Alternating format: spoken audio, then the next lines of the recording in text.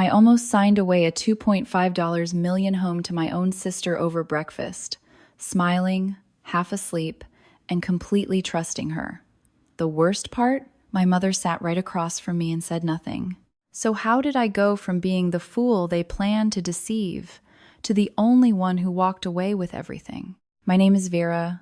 I'm 30 years old, and I work as a financial analyst, a job that ironically trained me to read numbers, contracts, and risks, except the one that was hiding inside my own home. What I'm about to tell you isn't just a story about money or property. It's about the night I realized that betrayal doesn't always come from enemies. Sometimes it whispers from the kitchen, wearing the voices of the people you trust the most. It all started with a family meeting that, on the surface, felt ordinary, almost boring. We gathered around our old wooden dining table, the one my father used to insist on keeping, even when it creaked with age. He used to say it had history in its bones. That night, though, it felt like it was absorbing something darker. The topic was simple. The storm had damaged our roof, and we needed a loan to repair it. At least, that's what I believed. My mother spoke first. Her voice carried that familiar tremble, the one she used whenever she wanted to sound fragile enough to avoid being questioned. "We can't delay this anymore," she said, her fingers tightening around her cup. "The house is too important. We need to act quickly." I nodded slowly. That made sense. The damage was real. The repairs couldn't wait. I had already been covering most of the household expenses for years, so stepping up again didn't feel unusual. It felt expected. Then Petra leaned forward. My older sister always had this way of taking control of a room without raising her voice. She smiled, soft and confident, like someone who had already decided the outcome of the conversation before it even began. "I've looked into everything," she said smoothly, tapping a folder in front of her. "The bank is willing to work with us, but we need to move fast, and it'll be easier if I handle the paperwork." I glanced at the folder briefly, but she didn't open it. She kept her hand resting on top of it, as if even showing it was unnecessary. "You've done enough already, Vera," she added, tilting her head slightly. "Let me carry this for once." That sentence should have made me pause, but it didn't. Because that's the thing about trust, it doesn't break loudly. It softens your instincts first. It convinces you that everything is fine, until it isn't. I exhaled quietly and leaned back in my chair. "If you've already arranged it, then okay," I said. "Just make sure everything is clear before we sign anything." Petra smiled wider. "Of course," she said, but she didn't meet my eyes when she said it. That was the first crack. I just didn't recognize it yet. The meeting dragged on longer than it needed to. My mother kept repeating the same phrases: family, security, future, like she was rehearsing lines rather than speaking naturally. Petra occasionally added details about timing, appointments, and how everything was under control. At one point, I noticed Petra's phone light up. She glanced at it, smirked slightly, then flipped it face down on the table. It was such a small moment, so easy to ignore, and I did ignore it. Because nothing about that night felt urgent enough to question. Not yet. Eventually, the conversation ended the way it began, quietly. No arguments, no tension. Just an agreement that we would finalize everything in the morning. My mother stood up first, clearly eager to retreat. "Let's get some rest," she said. "Tomorrow will be a long day." Petra gathered her folder but didn't take it to her room right away. Instead, she walked into the living room, flipping through a stack of glossy travel magazines she had left on the coffee table earlier. Europe, beaches, luxury hotels. It felt oddly out of place, considering we were supposedly stressing over repair costs.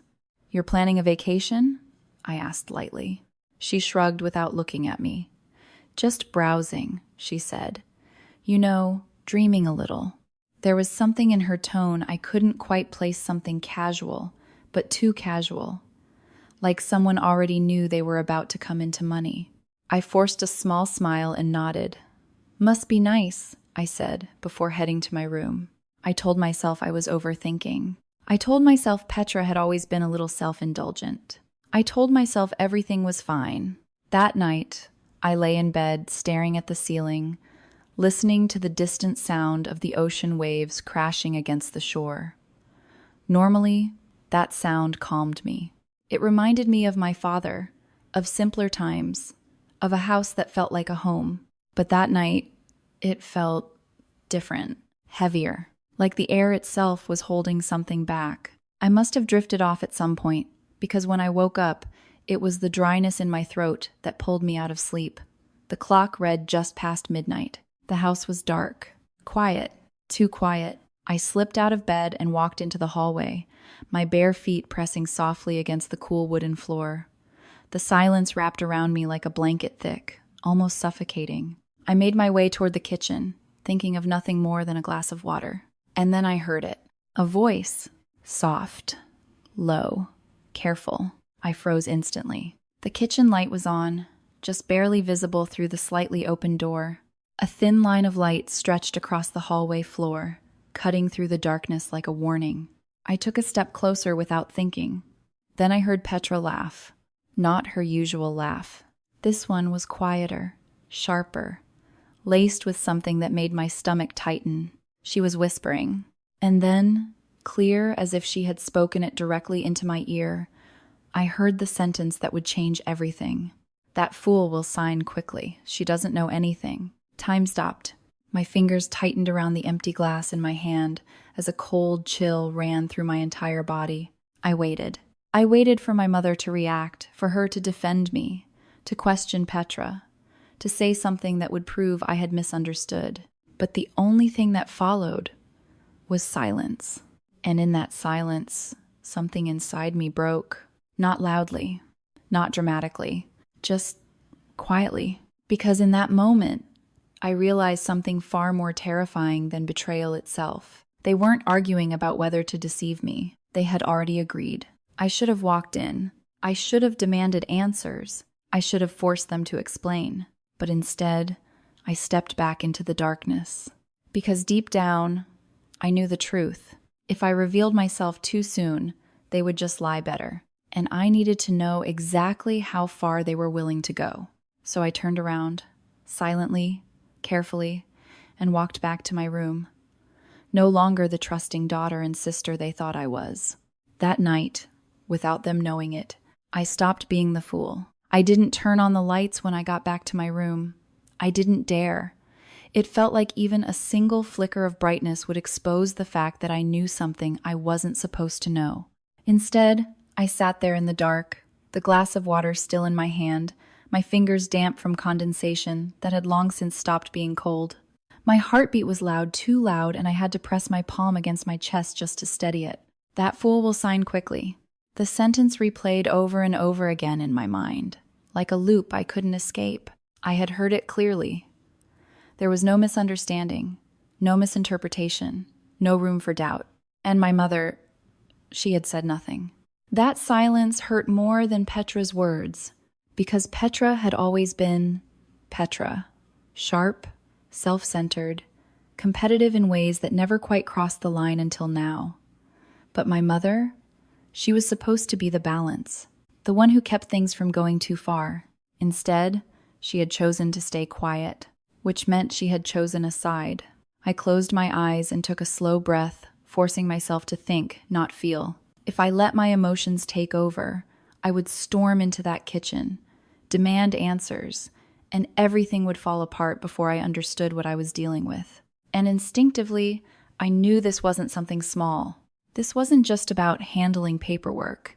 This was planned, carefully, quietly. And if they were planning something, then confronting them now would only give them time to adjust their story. No, I needed to see everything. I needed proof.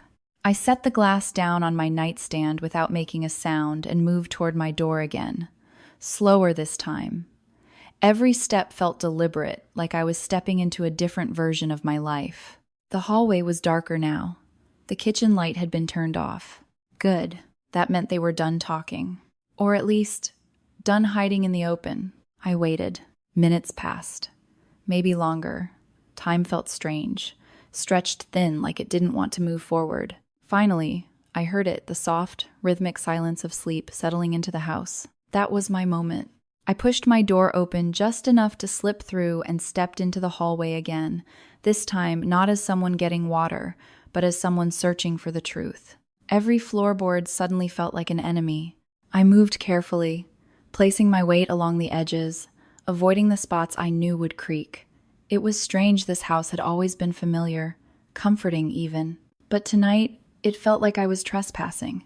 In my own home, when I reached the living room, the moonlight spilling through the window gave me just enough visibility to make out shapes, the couch, the coffee table, the stack of magazines Petra had been flipping through earlier. Everything looked normal, too normal, which meant whatever they were hiding was hidden well. I approached the coffee table slowly, my eyes scanning every inch of it. The magazines sat in a neat pile: travel destinations, luxury hotels, glossy pages filled with places that felt completely disconnected from our current situation. Why would she be looking at vacations when we were supposedly worried about repair costs? The question lingered, but I pushed it aside for the moment. Focus. I reached out and lifted the top magazine carefully. Then the second, then the third. And there it was. A thick manila envelope. Not tossed casually, not misplaced, hidden. My fingers hovered over it for a second, as if touching it would somehow confirm everything I was afraid of. Then I picked it up. It was heavier than I expected, which meant documents, multiple pages, something substantial. I carried it to the window, where the moonlight was strongest, and sat down slowly. My hands were steady now, not because I wasn't afraid, but because something inside me had shifted. Fear had turned into focus. I opened the clasp slowly, careful not to let it snap. The sound of metal against metal felt dangerously loud in the silence. Inside was a stack of papers, clean, organized, prepared. Too prepared. I slid the first page out just enough to read the heading, and the moment I saw it, everything inside me went cold. Quit claim deed. For a second, I didn't breathe. I just stared at those 3 words, trying to make them mean something else, trying to convince myself I was wrong. But I wasn't. This wasn't a loan. This wasn't a repair agreement. This was a transfer of ownership, my ownership. I pulled the papers out further, my eyes scanning the text now, forcing myself to read every line despite the growing knot in my stomach. Legal language, dense, precise. And then I saw it, the number. 50,000,000. I blinked. Once. Twice. That number made no sense. Not for this house. Not for this location. Not for a property that sat on prime oceanfront land in Honolulu, a place where real estate values had skyrocketed over the past decade. My house was worth over $2.5 million, at minimum. And yet here it was, listed at a fraction of that value. At first, my mind tried to rationalize it. Maybe it was a partial transfer. Maybe it was some kind of restructuring. But the more I read, the clearer it became. This wasn't a mistake. This was intentional. They weren't just trying to take the house. They were trying to make it look legitimate. The $500,000 wasn't real. It was a cover. A number that could pass basic scrutiny. Something that wouldn't immediately trigger suspicion if anyone glanced at the document without digging deeper. But I knew no money would ever come to me. Not a dollar. They expected me to sign it without reading. Because I was tired. Because I trusted them. Because I was the fool. My grip tightened around the paper as a wave of anger rose in my chest, sharp, hot, overwhelming. But underneath it, something else surfaced. Clarity. This wasn't emotional anymore. This was strategic. And if they were playing this like a game, then I needed to stop reacting and start thinking like them. I reached into my pocket and pulled out my phone. No hesitation. No second guessing. If I walked away from this without evidence, it would become my word against theirs. And I already knew how that would end. I opened the camera and adjusted the settings. No flash. Increased exposure. The light was dim, but enough. Then I started taking photos. 1 page at a time. Steady. Precise. The title. The clauses. The transaction value. The signature markers, little sticky notes placed exactly where they expected me to sign without question. Each photo captured clearly. each one a piece of truth they couldn't deny. I double-checked every image, zooming in to ensure the text was readable. My breathing had slowed now, my movements controlled, because now I wasn't the victim in this situation. I was the witness, and for the first time since I heard Petra's voice in the kitchen, I felt something close to calm. Not because things were okay, but because I understood the game, and I finally knew how to play it. I carefully slid the documents back into the envelope, aligning the edges exactly as they had been. I placed it back under the magazines, adjusting them to match the original position. No trace, no sign, nothing out of place. I stood there for a moment, scanning the room one last time. Everything looked exactly as it had before. Perfect. I turned and walked back to my room, the weight in my chest still there but different now. Heavier, but sharper. Because trust had been replaced with certainty. And certainty, I realized, was far more powerful. That night, I didn't sleep.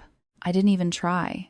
Because by the time the sun came up, I wasn't going to be the same person they thought they could control. Morning arrived far too quickly, as if the night had been nothing more than a fragile illusion that disappeared the moment sunlight touched the house. But I knew better. The truth I had uncovered wasn't going anywhere. It sat quietly beneath the surface of everything, like a crack in glass waiting for the right pressure to shatter.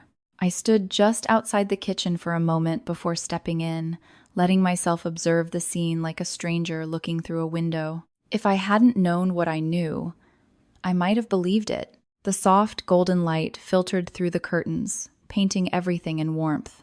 The scent of freshly brewed Kona coffee filled the air, rich and inviting. And at the center of it all stood Petra, wearing a floral apron tied neatly over one of her designer dresses, flipping English muffins with surprising care. It was almost absurd. My sister didn't cook. She avoided the kitchen like it was a responsibility she had outgrown years ago. And yet here she was, moving with an almost rehearsed grace, plating eggs Benedict like she had something to prove. Or something to gain. She turned the moment she heard my footsteps, her face lighting up in a smile that felt just a little too perfect. "Good morning, my sweet sister," she said brightly. "I made your favorite. You need energy today. It's an important day for our family." Important. The word echoed in my mind, layered now with everything I had discovered just hours ago. I forced my expression to soften, letting my shoulders slump slightly as if I hadn't slept well, which, technically, was true. "Morning," I murmured, my voice low, a little strained. I walked to the table slowly and sat down, careful not to move too quickly, not to reveal the storm that had already passed through me overnight. In front of me, a plate of perfectly arranged eggs Benedict waited, golden yolk, glossy hollandaise, everything plated with almost theatrical precision. It looked delicious, but all I could see was strategy.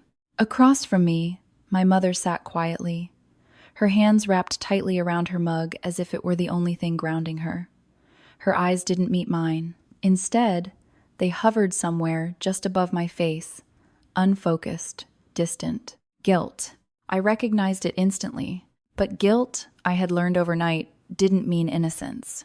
It just meant awareness. I picked up my fork and took a small bite, forcing myself to chew slowly, naturally. Refusing the food would raise questions. And right now, the last thing I needed was for them to suspect anything had changed. Silence stretched across the table for a few seconds before my mother finally spoke. "Vera," she began, her voice soft, almost hesitant. "I've been thinking about everything. Once you sign the repair papers, Petra will handle all the management. You won't have to worry anymore." Her fingers tightened slightly around the mug. "We just want you to rest. You've done enough for this family." There it was again. The same script from last night, but now, hearing it with the truth in mind, I could see every hidden layer beneath her words. This wasn't about helping me. It was about removing me quietly, cleanly, from control. I lowered my gaze, letting out a slow breath, as if overwhelmed. "Yeah," I said softly. "I'm really tired." And that part wasn't an act. But what came next was, "I don't think I can handle reading through a bunch of documents today. I added, rubbing my temples lightly. My head feels like it's splitting.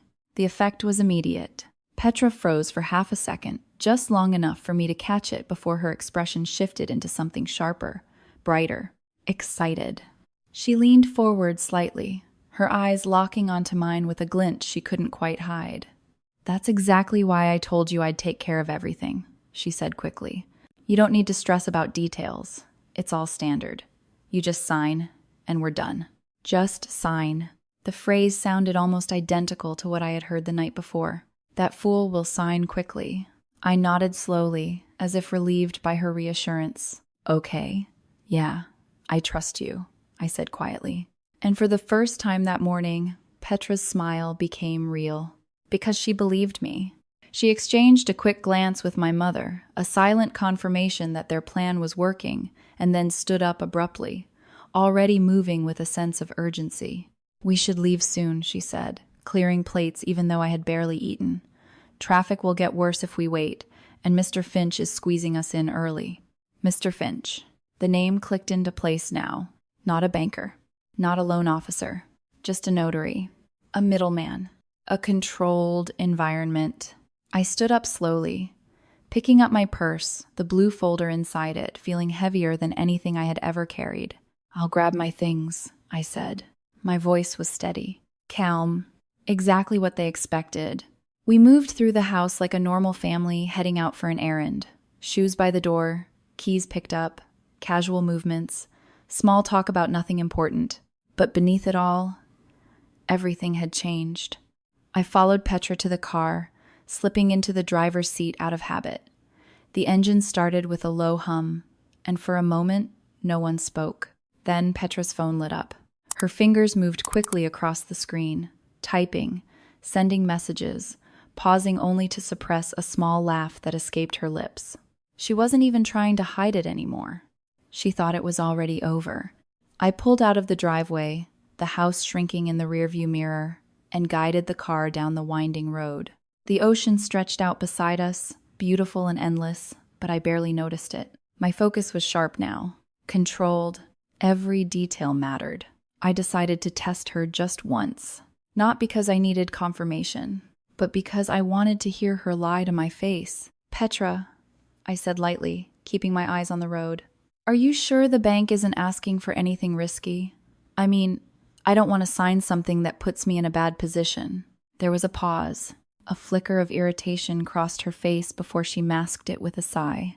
"Oh my God, Vera," she said, rolling her eyes. "Why do you always overthink everything?" Her tone shifted into something condescending, almost amused. "I already told you I handled it. It's all taken care of. You just need to trust me and sign." There it was. No hesitation. No discomfort. Just a clean, confident lie. I nodded again, as if reassured. "Right? Sorry.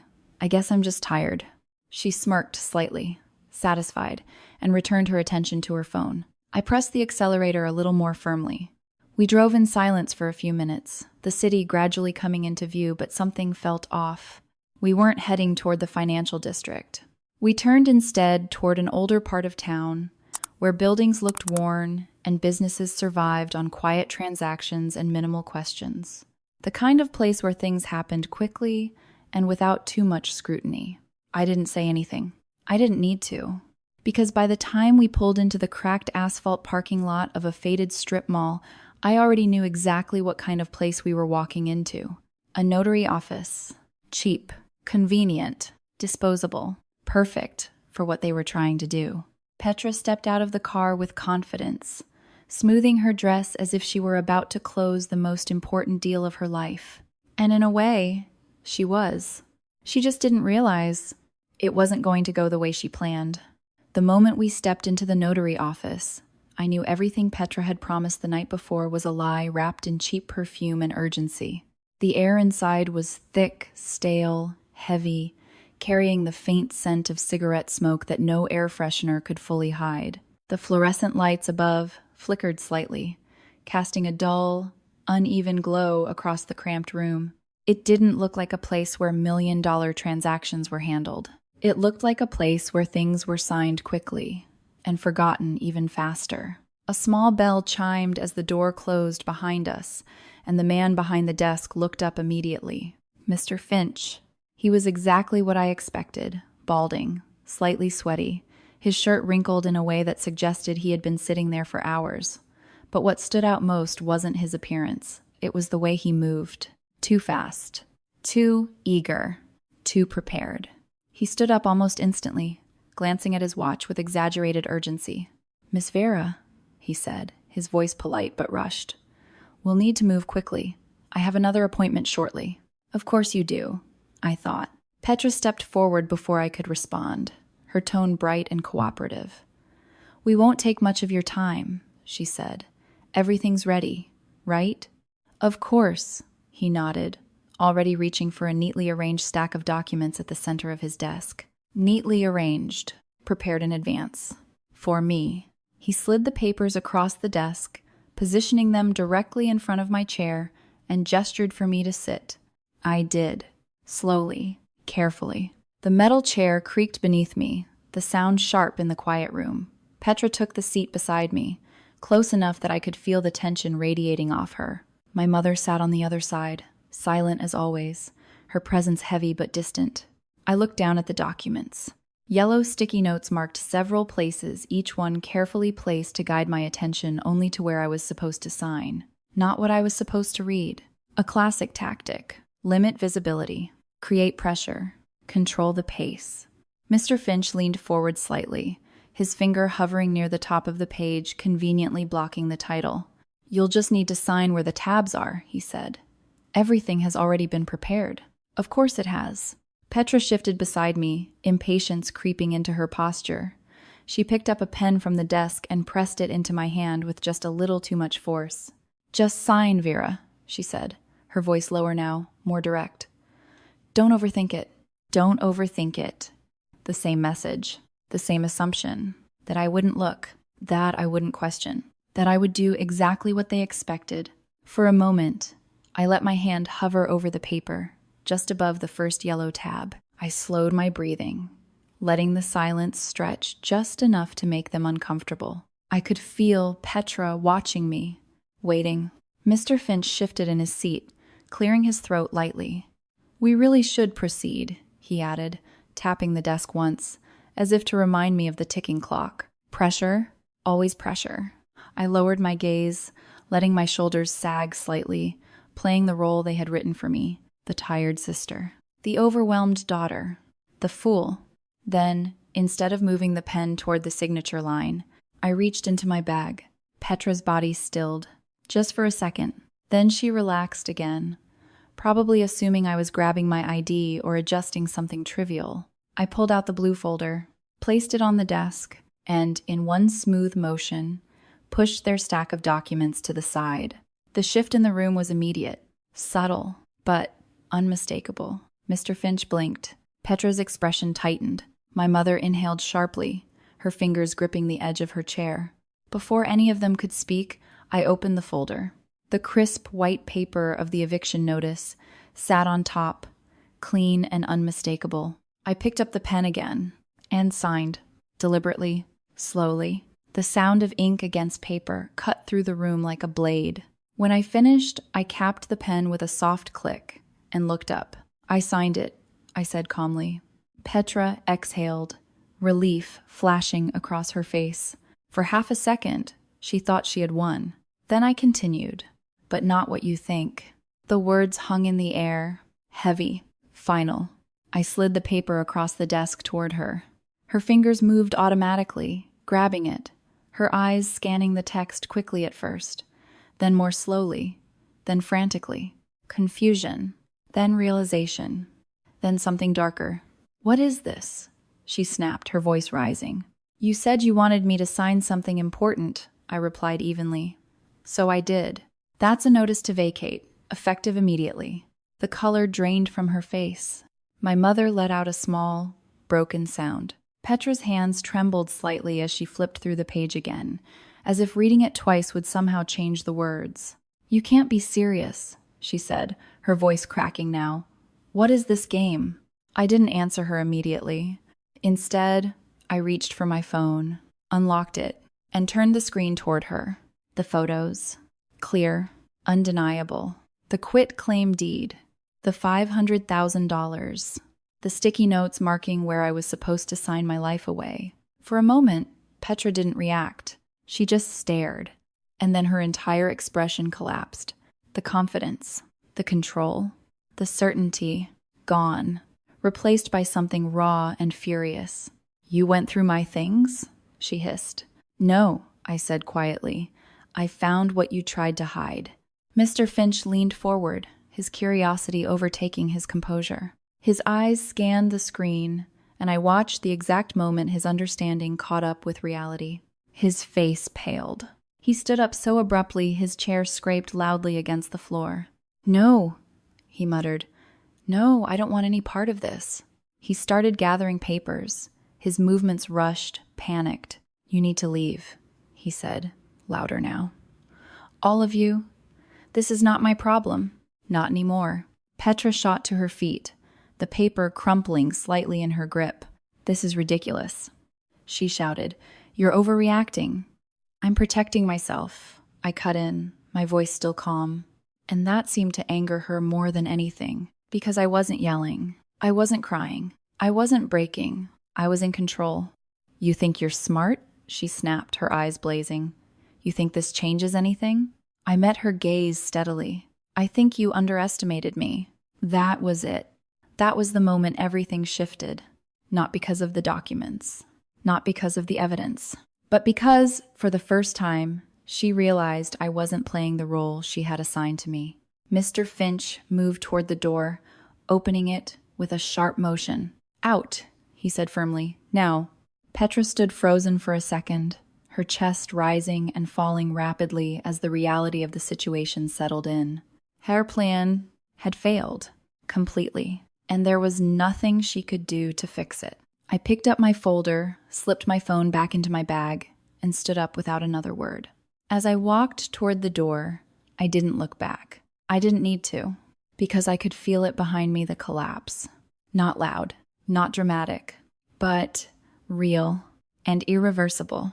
The game she had started was over. The drive back home felt longer than it actually was, as if time itself had slowed down just to force all three of us to sit inside the consequences of what had just happened. No one spoke. Not Petra, not my mother, and not me. The air inside the car was heavy, thick, with something unspoken, something sharp and suffocating. Petra sat rigid in the passenger seat, her gaze fixed on the window, but I could see the tension in her jaw, the way her fingers curled tightly against her lap. She wasn't processing what happened emotionally. She was calculating, replaying, trying to find a way to undo something that couldn't be undone. In the back seat, my mother was crying quietly into a tissue, her shoulders trembling with soft, uneven breaths. A part of me, some old, fragile part, wanted to turn around, to comfort her, to tell her everything would be okay. But that part of me had stayed behind in the kitchen the night before. Now, all that remained was clarity. I kept my eyes on the road, my hands steady on the steering wheel as we pulled into the driveway, and the moment the car came to a stop, Petra finally spoke. "You've made a huge mistake," she said, her voice low but trembling with restrained anger. I turned off the engine slowly, letting the silence stretch for just a second longer. "No," I replied calmly. "I just stopped you from making one." She scoffed, shaking her head as if I were the unreasonable one. "You think a piece of paper changes anything? This is our house, our family home." I opened the car door without responding, because I already knew something she didn't.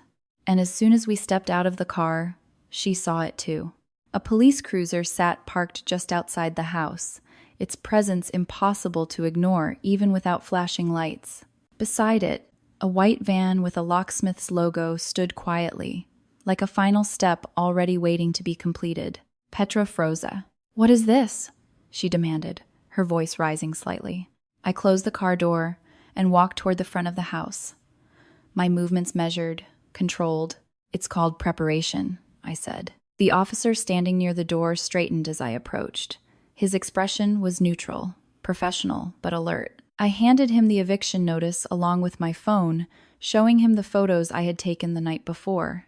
He looked through them carefully, his brow tightening just slightly as he processed what he was seeing. Behind me, Petra's voice cut through the air. "You called the police?" she snapped. "Are you serious right now?" I didn't turn around. "I asked for a civil standby," I said evenly, "just in case things got difficult." The officer stepped forward then, addressing Petra and my mother directly. "Ma'am," he said calmly, "you've been given notice to vacate the property. You'll need to gather your essential belongings and leave the premises." For a moment, it was like the world paused. My mother stepped forward first, her face pale, her eyes wide with disbelief. "Vera." "No," she said, her voice breaking. "You can't do this. We're your family." That word again, family. I turned to face her slowly, and for the first time since everything began, I let her see exactly how I felt. "You should have remembered that last night," I said quietly. Her lips parted, but no words came out, because she knew. Petra, however, wasn't interested in guilt or regret. Her mind had already shifted to something else entirely. Her belongings? "My things?" she said suddenly, trying to push past the officer toward the door. "You can't just lock me out. I have everything inside." The officer stepped in front of her immediately, blocking her path with practiced ease. "You'll be allowed to retrieve essential items under supervision," he said firmly. "Nothing more." Petra's composure snapped. "This is insane," she shouted, her voice echoing across the quiet neighborhood. "You're treating me like a criminal." I crossed my arms slightly, watching her not with anger, not with satisfaction, but with a strange sense of distance. "No one made you act like one," I said. That hit her harder than I expected. Her face twisted, her eyes flashing with something raw and unfiltered. "I'll sue you," she spat. "You think you can just throw us out and get away with it?" I held her gaze steadily. "You can try." And we both knew she wouldn't, because lawsuits require proof. And I had it. The locksmith stepped forward then, his presence quiet but purposeful. He carried his tools with the calm efficiency of someone who had done this many times before. "Ready when you are," he said. I nodded. The sound of the drill starting up cut through the tension like a sharp blade. Metal scraped against metal, the old lock resisting for a brief moment before finally giving way. It was such a simple sound, and yet it meant everything. Because that lock wasn't just a piece of hardware. It was access, control. And now it was gone. Petra stood there, watching, her breathing uneven, her entire posture radiating disbelief. "This isn't over," she muttered under her breath. But even she didn't sound convinced. The officer escorted her and my mother inside briefly, allowing them to gather a few essentials. I stood on the porch, listening to the muffled sounds of movement inside the house, the opening and closing of drawers, hurried footsteps, fragments of a life being reduced to what could be carried in a few minutes. When they came back out, the difference was clear. Petra held a small bag, her grip tight, her expression hardened into something cold and bitter. My mother clutched a handful of clothes, her eyes red, her face hollow. They didn't look like the same people who had sat at breakfast that morning, confident and in control. They looked small. The officer guided them toward the sidewalk, maintaining a careful distance, making it clear that this was no longer their space. My mother turned back one last time, her voice trembling. "Vera, please," she whispered. "Don't do this." I met her gaze, and for a moment, I saw everything, years of love, of sacrifice, of complicated history. And then I saw last night again. The silence, the choice. "I already did," I said softly. The door behind me closed with a solid, final sound as the locksmith installed the new lock. The click echoed louder than it should have, like the end of something that had been breaking long before this moment. I stood there for a second, staring at the door, letting the reality settle in. They were gone, not just physically, but completely. The house felt different now, quieter, not empty, but cleared. And for the first time since I had heard Petra's voice in the kitchen, I could breathe. Not because everything was okay, but because I had finally taken back something I didn't even realize I had been losing, control. And I knew, standing there on that porch, with the ocean wind brushing lightly against my skin. This wasn't the end. It was just the moment everything changed direction. A few weeks after that day, I stood alone in the airport, holding a one-way ticket that felt heavier than any document I had signed before. The island stretched behind me, beautiful, familiar, and quietly broken in a way I couldn't fix. People around me moved with purpose, rolling suitcases, checking phones, living their ordinary lives, while I stood there between two versions of myself. The one who trusted too easily, and the one who finally learned not to. Leaving wasn't a sudden decision. It was something that settled into me slowly, like a truth I couldn't ignore once I had seen it clearly. The house, the ocean, the memories, they were all still there, unchanged on the surface. But something inside them had shifted. Or maybe it was me who had changed. Every corner of that house reminded me of what had happened. Not just the betrayal, but the silence before it. The years of small compromises, of choosing peace over confrontation, of giving more than I should have simply because I believed that was what family meant. So I listed the house. Some people might say that was extreme, that I should have held on to it, kept the asset, separated the emotions, moved on practically. And maybe they're right, in a purely financial sense. But I wasn't just leaving a property. I was leaving a version of my life that no longer felt safe. The market, ironically, worked in my favor. Honolulu real estate was still surging, demand high, buyers competitive.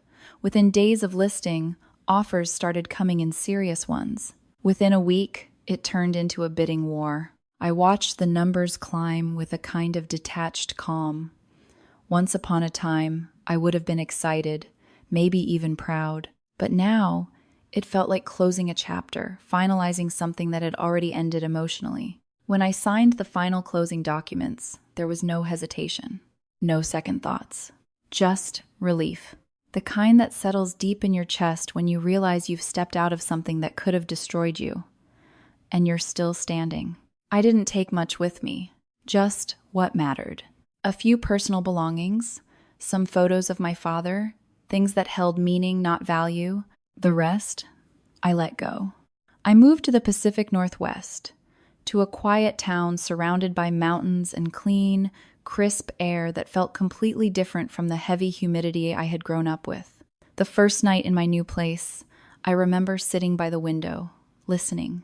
No whispers, no tension, no underlying weight pressing against the walls, just silence, real silence. And for the first time in a long time, it didn't feel lonely. It felt peaceful.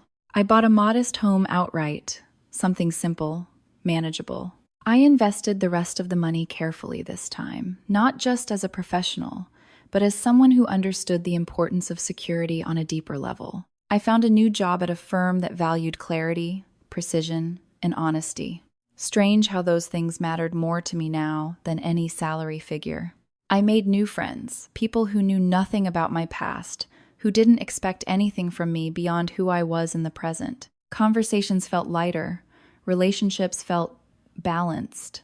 For a while, I didn't think about Petra or my mother at all. Not because I forgot, but because I chose not to carry them with me. Still, news has a way of traveling, even when you don't ask for it. Through mutual acquaintances, small fragments of information reached me over time, pieces of a reality I had already walked away from. Petra's situation unraveled, not dramatically, not all at once, but steadily, like a structure built on weak foundations finally giving way under its own weight. The evidence I had documented didn't disappear. It existed, quietly, persistently. And once questions started being asked, things became difficult for her. Opportunities closed. People distanced themselves. Reputation once damaged doesn't recover easily. And Petra had built hers on an image that couldn't survive scrutiny.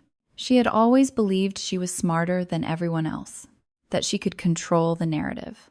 But reality doesn't bend forever. Eventually, it pushes back.